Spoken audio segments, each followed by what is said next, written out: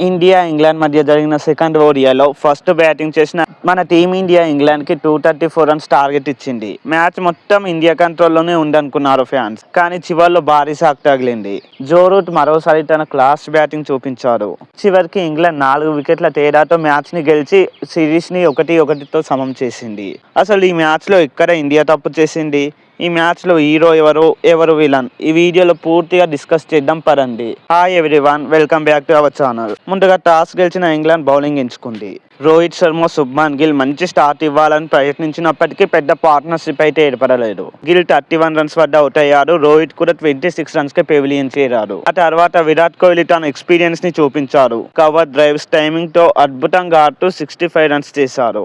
ఇషాన్ కిషన్ మాత్రం మరోసారి డిసప్పాయింట్ చేసేశారు. జస్ట్ ఒక్క రన్ కి అవుట్ అయిపోయారు.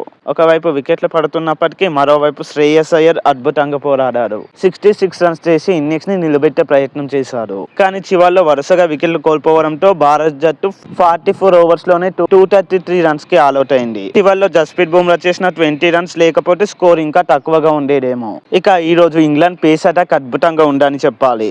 జోఫ్రా ఆర్చర్ 3 వికెట్లు తీసి టాప్ ఆర్డర్ని డిస్ట్రాయ్ చేసేశారు. గస్ అట్కిన్సన్ కూడా 3 వికెట్స్ తీసి కీ టైంలో భారత్ ని ప్రెజర్లోకి నెట్టాడు. విల్ జాక్, శామ్ కరన్ కూడా తలో వికెట్ తీసి మంచి సహకారం అందించారు. ఇక ఇంగ్లాండ్ చేసి స్టార్ట్ అయింది. 234 రన్స్ టార్గెట్. కొద్దిసేపటికే జేకబ్ బెయిటల్ అవుట్ అయ్యారు.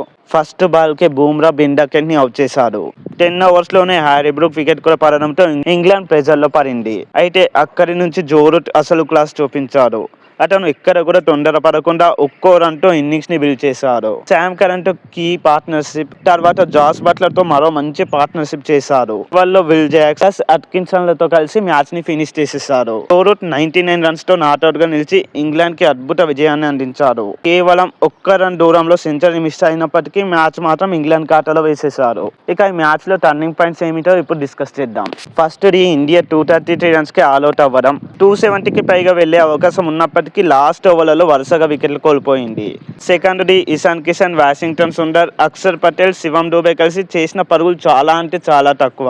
మిడిల్ ఆర్డర్ కంప్లీట్లీ ఈరోజు ఫెయిల్ అయింది. Third the Joe Root innings. Pressure లో ఒక్క మిస్టేక్ కూడా చేయకుండా లాస్ట్ వరకు నిలబడి మ్యాచ్ ని కంప్లీట్ చేశారు. ఇప్పుడు అందరి చూపు లాస్ట్ లో జరిగే 3వ ఓడిఐ పై ఉంది. ఈ డిసైడర్ మ్యాచ్ లో ఎవరు గెలుస్తారు? మన టీమిండియానా లేక ఇంగ్లాండా? కామెంట్ లో చెప్పండి. ఈ వీడియో నచ్చితే లైక్, షేర్ అండ్ సబ్స్క్రైబ్ చేయండి. మరో వీడియోతో మళ్ళీ కలుద్దాం. Thanks for watching. జై హింద్.